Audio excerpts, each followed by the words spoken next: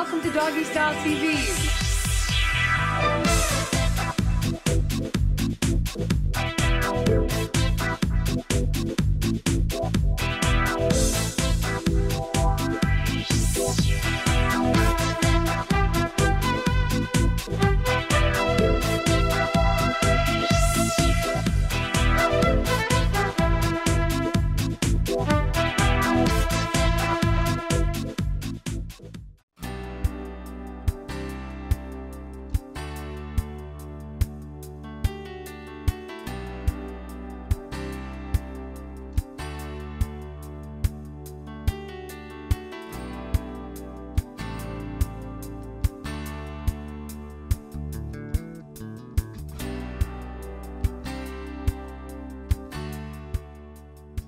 Hey, Benson. Yeah. So how was your day today, Benson? You were thinking about it. Mm-hmm.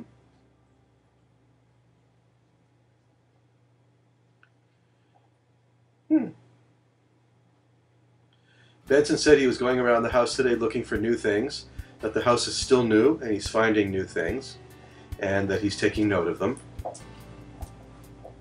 Good. That's a smart thing to do.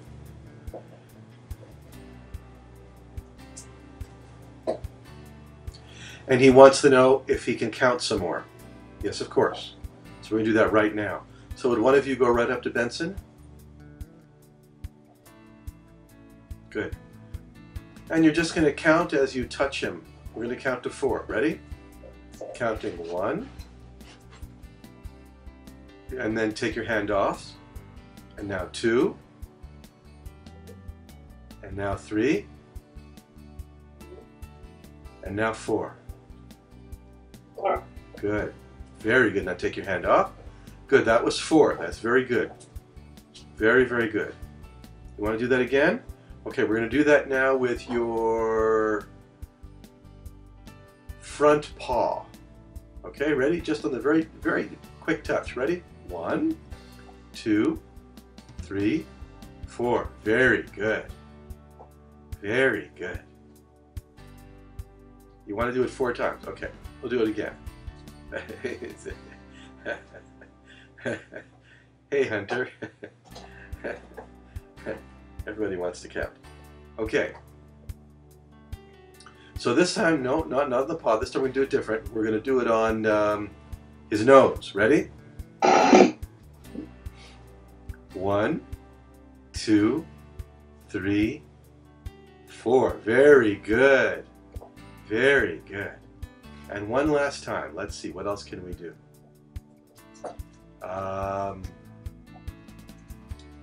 Let's do the other front paw.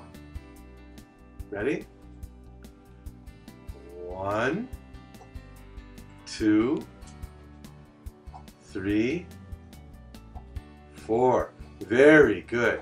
Now you can just pat him and tell him what a good job he did. That was counting to 4. Very good. Very good. Look how proud he is. That's very good. And you see, he's going to be relaxed afterwards because he was stimulated, and that's what he needs. He needs mental stimulation. That's very, very good. Hi, Yogi. How you doing, Ronnie? So your official name is Yogi AKAL. Right. And when were you given that name, and why? I was given the name Yogi AKAL actually by children in the 1990s in New York. My full name is AKAL Singh, so they couldn't say it. So they called me Yogi AKAL, the yoga guy, and from that point on I was Yogi AKAL. Did you actually do yoga? Yes. Oh. I taught yoga for decades. Really? And over the last decade I've moved away from teaching yoga specifically more to healing, numerology, and also working with animals. Yes, I remember you did a numerology report for me. Do you actually do numerology for animals, just out of curiosity? Anything that has a starting point, you can chart the map of life. And it's a fascinating process to do, and it's a very old system that used to be used only by royalty. So now it's available to everybody. That's amazing. I've studied and looked into a lot of what you do and teach, and recently I know that a little after I met you, you were telling me about how you learned to communicate with animals. Right. So tell us about that, because I think it's fascinating, and I'm sure the viewers will also. Well, at first I thought it was very funny. Someone had told me about the idea that you could talk to animals. I met a couple of people who were animal psychics. I thought the whole thing was hilarious. And then I realized after somebody had told me that all you have to do is become very quiet and you'll hear it all. So I tried it, and I would walk down the street and dogs and cats in the neighborhood would say hello, and I thought it was a Dr. Dolittle cartoon at first, until it became a little bit more serious and people started asking me questions, and the animals would remember me. Finally, I think the key was I visited somebody in New Mexico, and just to make a point, I said, look, I'll talk to your animals. It's, you know, you'll see how silly this is. And one of the dogs said, there's someone looking in the windows at night. Well, the guy looked at me and said, see, you're right, this is silly, that can't happen, that's never happened around here. And I said, well, that's good. So there we go, now we know this is all just a very active subconscious. But 10 minutes later he came running after me and said, the cops were just here. There's someone looking in the windows at night here. And they just found them. And I said, so your dogs were telling the truth and I will never question it again. And I never did. Wow. Never did. Now, I remember, because I know it's a lengthy story, but you did tell me about your walk through the zoo and the Yes. elephants. And that was an incredibly touching story. It was. It was very moving for me. Give us a synopsis, please, because I'm sure people at home will find it fascinating. I have a very interesting relationship with the zoo in general. I know for some people it's a prison, but still, when there's a prison, you visit prisoners. So I went to the zoo to see how I could communicate with the animals. And it was a really, really good experience. They were very open. They were working. But some of the animals were really interested in telling their story. And the elephants in particular, this was before Tara died. One of the elephants at the Toronto Zoo died. I stood and looked at the elephants and I communed with them. I discussed things with them. And this particular elephant looked me right in the eye for about 10 minutes. And she stood there and I stood there and we just looked at each other and had a very intense conversation. I found out just a short while afterwards that she died. And when she died, I went back to the zoo to see the other animals and the other elephants. And the most important thing, I think probably the most poignant thing that you would remember from my notes from that conversation was they said they had no one to talk to. They were so moved.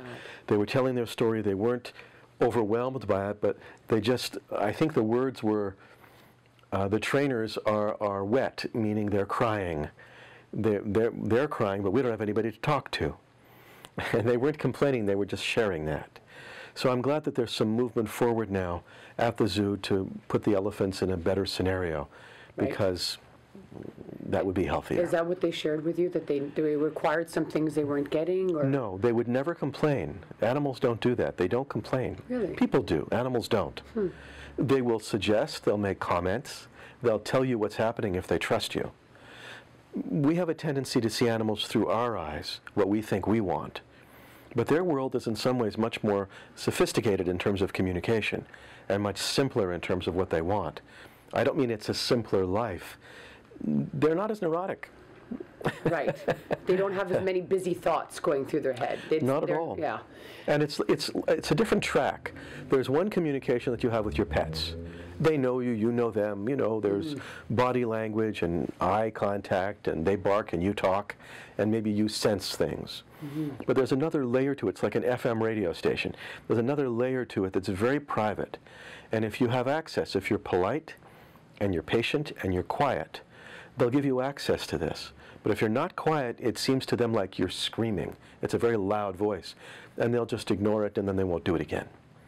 So that's why I'm very slow when I approach an animal, any animal, whether it's a large animal or a small animal. In the zoo, you know, I spoke to the snakes. We spoke to them all because I was trying to get an idea of how thorough they would be and how open they would be and what their situation really was at a zoo. Right. But also, you know, people are very concerned about their pets, of course. We love our pets, and we sometimes have issues with them, and we want to know if they have anything to say. One of the difficulties is that sometimes it's disappointing. They may say something, you may say, do they love me, are they happy? They don't, that's not in their brain. They don't think, am I happy? Does somebody love me? That's just not how their brain works. Yeah. They have no interest in that. They can't even relate to that question. But they would say other things. For example, they will always say where they live. If I'm walking down the street, every dog that goes by will say, I'm in a big house, I live in a house, I live in a house. Really? It's like you and I saying hello. Wow. It's a different kind of etiquette. They'll also say if they're a good dog or a good cat, which doesn't mean I behave well, it means do I go to the bathroom in the house or do I go to the bathroom outside the house? Really? It's just a way of speaking, that's all it is. It has nothing to do with good or bad, it's just a kind of etiquette. So I know that when you told me, how to speak to animals and being quiet and just listening. So I actually started doing that.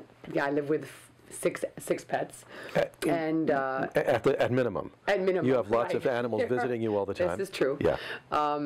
And sometimes I actually hear them saying things. Of course. I really do, and I really wonder though if it's my imagination that's kind of I guess that would be that must have been your first thought too, or am I just imagining this right until you got confirmation?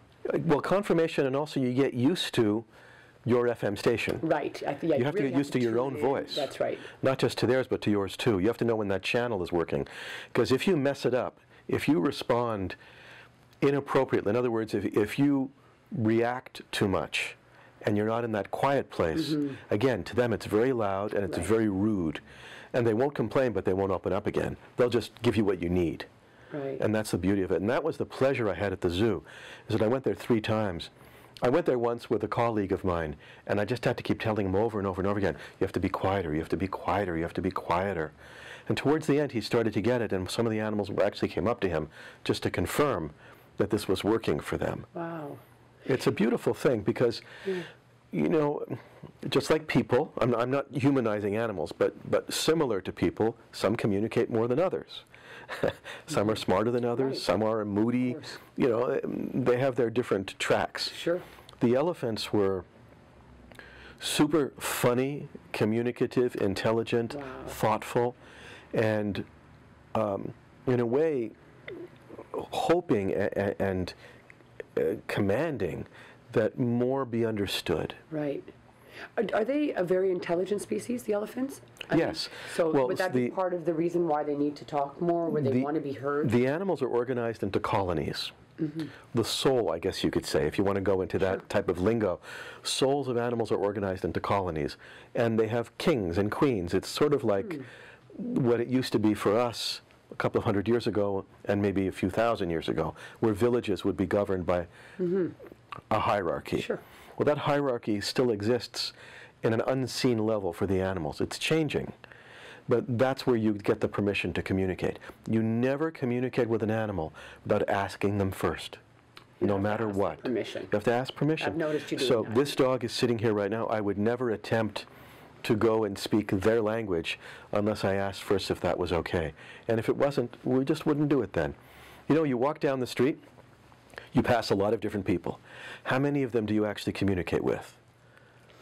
Well, yeah, not that many. Yeah. Probably none. You're on your way somewhere. Yeah, unless I'm smiling at someone and someone smiles back, we make eye contact. You got permission. Sure, that's the permission. And if you were walking and somebody passed by and their child was with them, you might smile, but before you actually interact, you'd say, is it okay? May I speak to your child? Right, of course. It's permission. Or touch your dog. Or touch your dog or your baby.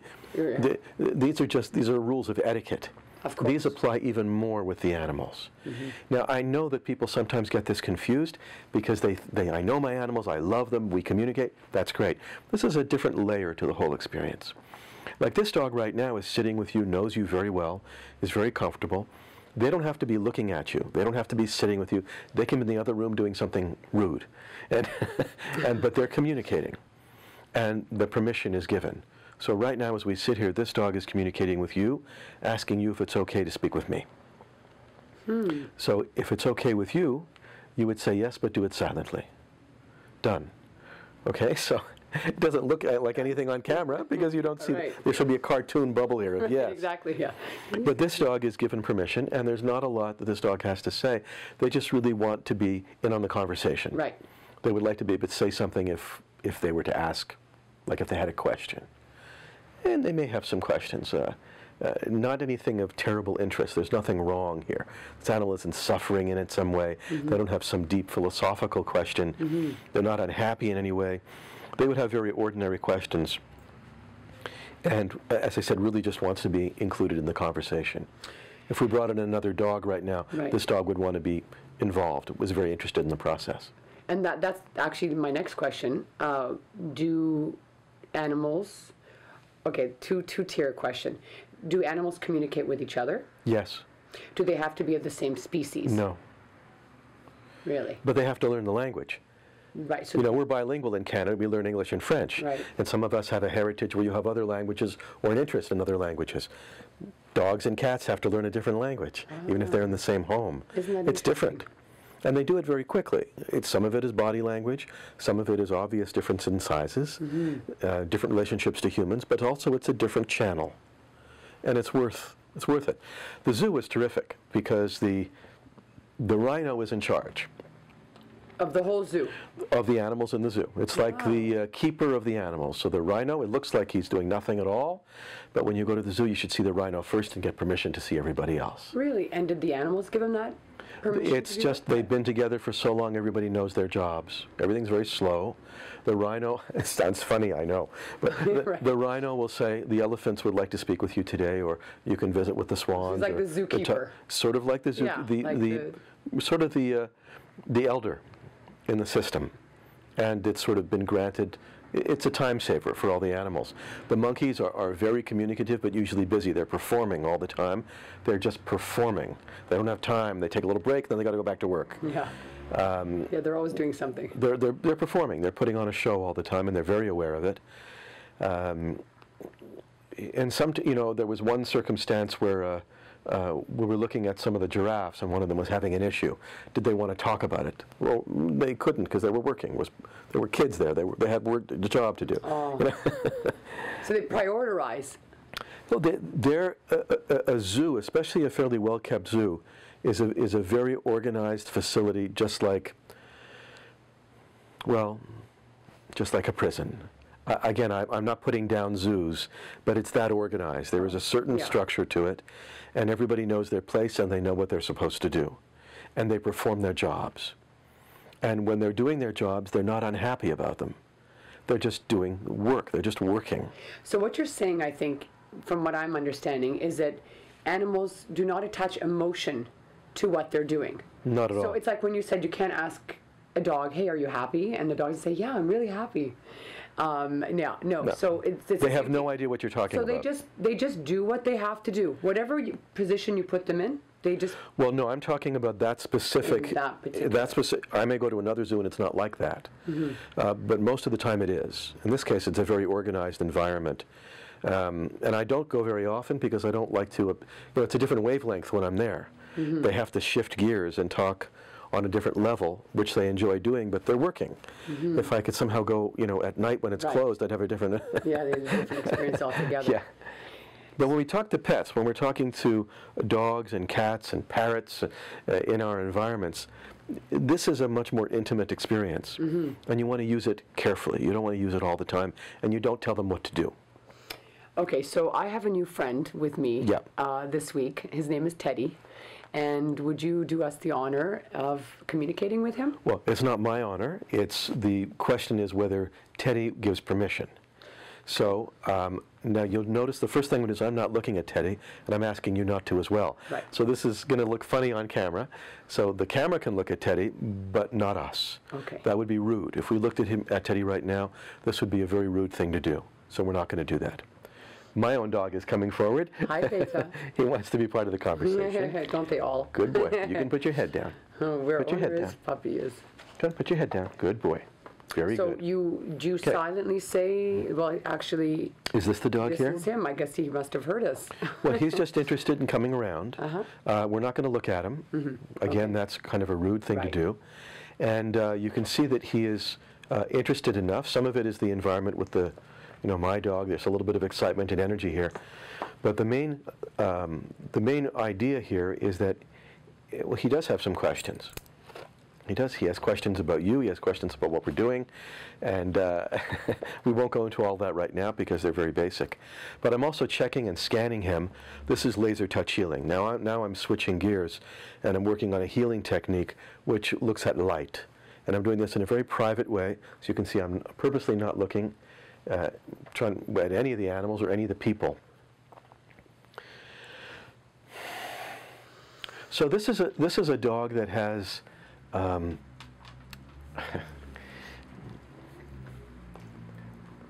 this is a dog that is planning to become sick.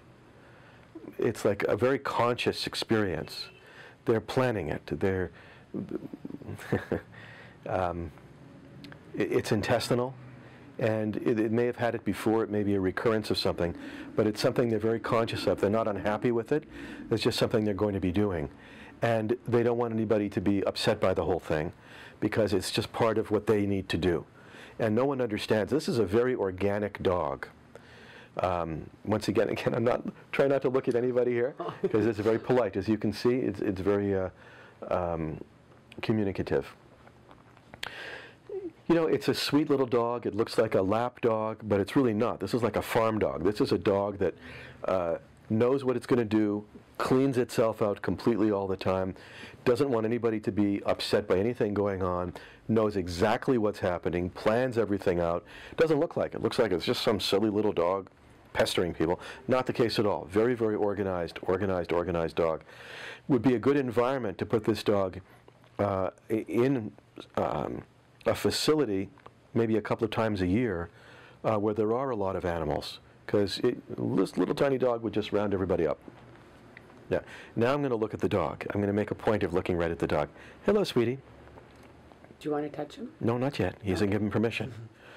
The touching is not important when you're communicating. That's only important when you're being intimate. He's not my dog. He's not. Beta wants to be petted because we're talking about other people here. So yeah, of course. Good boy. Good boy. Yes. Beta, come over here. And Beta can sometimes, you're right there. Yeah. Good. He can sometimes be helpful calming another dog down. So this dog is, again, is telling its story. Has been with more than one person. There's been more than one sort of owner. I don't like to use the word owner. Dogs usually call what we call owners the people who took care of me. Even my own dog just calls me the man. You know, we may say father, mother, just as a funny way to say it, but that's not how they think about it. Very, very good dog. Very organized. Very thoughtful. Very thoughtful. You know, this dog has a fantasy that if it was in a parking lot, it would repark all the cars. You know, it would be, the prime job would be just to organize or get a forklift and organize a warehouse. That kind of thinking. Gets bored a lot. Okay, so more than one person having taken care of this dog, and was probably in a little, the people who took care of this dog were in an accident at some point, and it was probably, and the dog was fine. The dog could explain the whole thing, would be able to write the story, tell exactly what happened, but the people were very fazed by the whole process.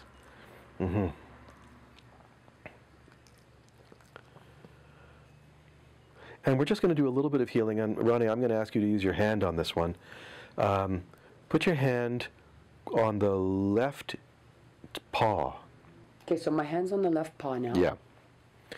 Just hold it gently. You don't have to do it. There's no energy being transferred here. There's nothing like that. All you're doing is holding that paw, and the dog is doing all the work. It's, again, very talented dog. So now we're going to use the laser technique. Laser touch means that you are actually moving light. It's almost instant. It's very, very fast, but it's very, very effective, and the dog will be very tired afterwards just because they're recoding their system. It's a system where you take the code that a person has or a being has, you make a couple of changes in it, and then it recodes itself, and that sometimes takes a couple of days. You can take your other hand and put it, see if you can reach under a little bit where the belly would be. Good. Oh, yes, that's very good. Good job, yes. It's okay, Teddy. That's good. Yeah. 1, 2, 3. Good. Take your hands away. It's done. It's done. It's done. Good. Dog is fine now.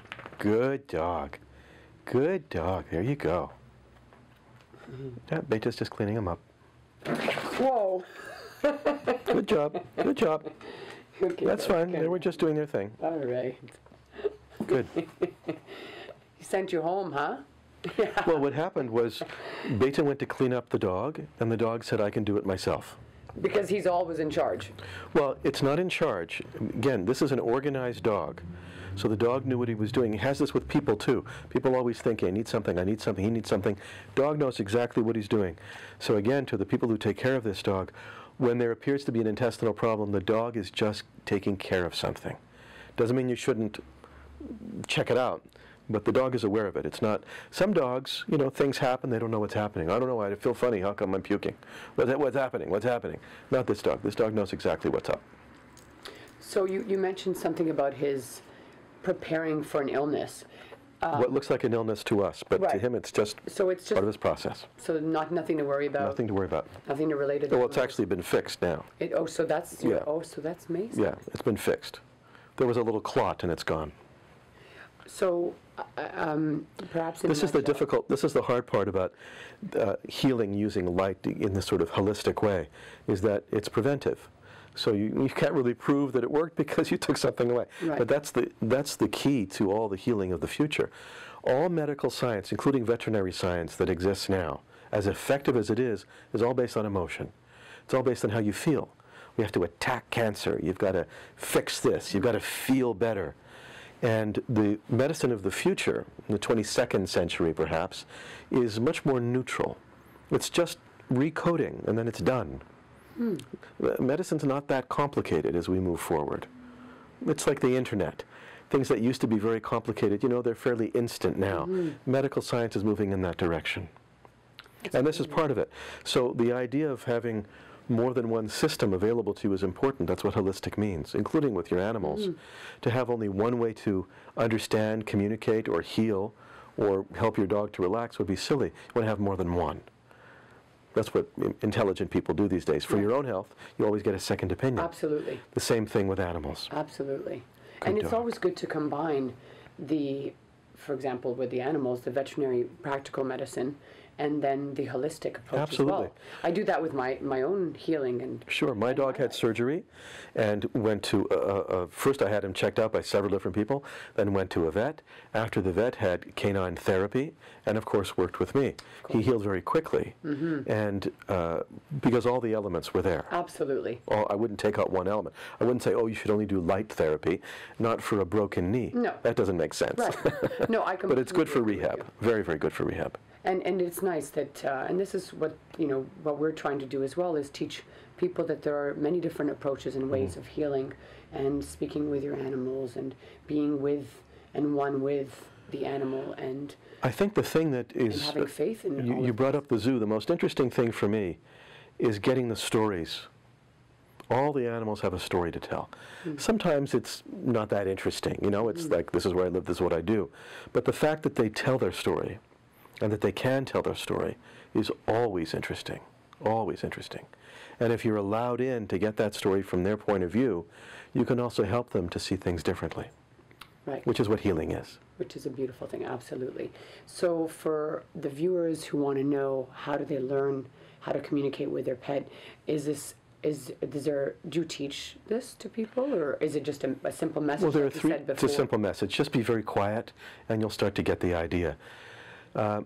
The other thing you can do is to train your dog to know its body parts, which I've done with Beta. Okay, it's a that's what fascinating thing I'm to going do. to actually step out of the scene and allow Yogi AKAL to show us that. Would you mind demonstrating Sure. with your dog? We also do something called the blessing of the animals. Yes. Which and is we every have month we do a little blessing. We do it together, but then during the month we ask people on their own to meditate. So this month, for example, we're talking about stray animals and lost animals, and every day everybody around the world who's part of that process takes a few minutes to reflect on that and wish them well. That's lovely. Next month it'll be animals who are in zoos and sanctuaries to wish them well.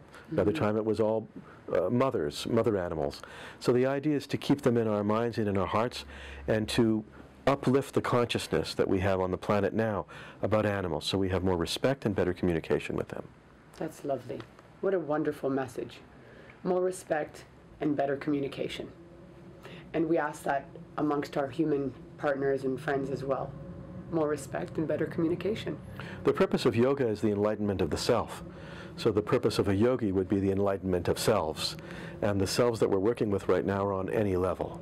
So whether you're stepping on a blade of grass, whether you're working with a dog or an elephant, a snake or fly or a human of any kind, and no matter what, the process is very similar, the thread is very similar, and that's the light of enlightenment. You can make that very airy-fairy, or you can make it very practical. I like to make it practical and very succinct. Yes. And that's what the animals appreciate. Wonderful. Well, that's great. Well, let's have a look at Yogi and how he teaches his dog about his dog's body parts. This is going to be fascinating. Actually, you know, we might want to do this with one of the other dogs, since he knows his body parts. Oh, you can actually, is it that fast of a teaching? We'll just show people how to do it. Oh, okay, then that's cool too. You know, maybe try that dog and see if they're interested. Yeah, may or may not be interested. Teddy, hi. Okay, well, let's do that. This is a technique that I like to use at the end of the day. It's a very good way to help the dog to relax, help the dog to get ready to go to sleep. They look forward to it. Helps them to better identify their own body so they feel comfortable with their body, especially if they're going to be touched. For example, at the vet will say, oh, very relaxed dog. They're more comfortable with that, and if they ever do have a problem, you'll be able to get in there without having a problem. It just feels really good, and it's also a mental challenge. Dogs need physical exercise, but they also need mental exercise, and this is a great mental exercise. They really learn to identify the different parts of their body. They're not going to speak it and say it, and they may not do a response that's automatic, but they love knowing where it is and being able to feel it. So this is a dog that we've been speaking to. I'm not going to look at the dog at all. That's why I'm not looking at you for the moment.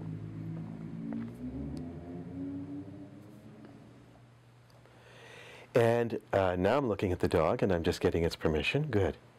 So what I'm going to ask you to do first, and then I'll try to get in there myself, is to just say the first body part. And since you're already there, you can say the ears. Touch both ears. Say, these are your ears. These are your ears. One. Two.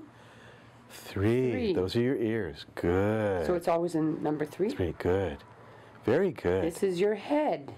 One. This is 1, 2, 3. And then leave it there for a moment. Very good. Good dog. Now let's do neck. You'd go underneath the chin. This is your neck. 1, 2, 3. Very good. Very good. This is your nose. 1. Let me touch your nose. 1. You touch 2, the side here. 3. Very good. Good dog. Good dog. Oh, hi, Beta. Beta, go back, sweetie. There you go. Good boy. Okay, He wants to do it too. next? He's so used to it. Sit down. Well, Good. She's getting Probably always do it to him, right? every night. Oh, so this is something we would do every night. I do this with him before he goes to sleep. Before I go to sleep. What is this called? This is, I just call it knowing your body parts. Knowing your body parts. It's a relaxation exercise. It's a yoga for the dog. Okay, so the next thing would be, you want to get to the heart. You just want to touch there, or chest is good. This is your chest. 1, 2, 3. Very good. Good job. Good chest. These are your legs. Well, you'd start first with, just take, okay, that's a little stress. So the dog yawning, when a dog is yawning in this situation, it doesn't necessarily mean they're tired. It usually doesn't mean they're tired. And sometimes it means stress, but in this case, it just means I have to think. It's one of those, it's like a cog turning in the brain, and the dog goes, ugh, and then it turns. It's, in a human, it would be switching from hemispheres of the brain. For a dog, it just means, all right, I'm connecting to something that's mental right now. So that's good. They just made that switch. Good. So let's move to the next step, which would be, we did chest. Okay, we did chest, We did okay? chest. So now let's do the heart. Go right under. Ah. There's your heart. There's your heart. 1, 2, 3. You want to pull it every time. 1, 2. That's your heart. 3. Very good. Good dog. Now let's do shoulders on both sides. These are your shoulders. 1, 2, 3. Those are your shoulders. Good dog. Good dog. Very good. And now, just because of the way this dog is sitting, I would do the back. So the long, it's a long back. This is your long back. 1, 2, 2, 3. Very good. Good. Good back. You want to make sure you repeat the words because that's what they're listening to. Oh, so Especially an intelligent dog. Eventually, doing this on a regular basis, they know nose, eyes, mouth, ears, back. They're easy words to remember, and they'll identify it with your touch. so when you know, if this is your long back, 1, 2, 3. It's- When do you say long back again? Back. This is your back. 1, back. 2, Oh. your back. 3, beautiful back. Beautiful back. You can add compliments and add. Yeah, that's it. Absolutely. You want to make them, this should be the best part of their day, that this just feels so good. They're so How calm. cute is this? It's very relaxing. You can imagine if somebody was to stroke you, it would be Yeah. very relaxing. And this is a wonderful Extremely. thing to do because it's a mental stimulus, it's great comfort, it's very relaxing, and it's very healing. Where are you going, Teddy? And okay, so does it have to be in order, like you were saying, like No. all close? It's better to start at the top and work your way down. Right. We missed the mouth.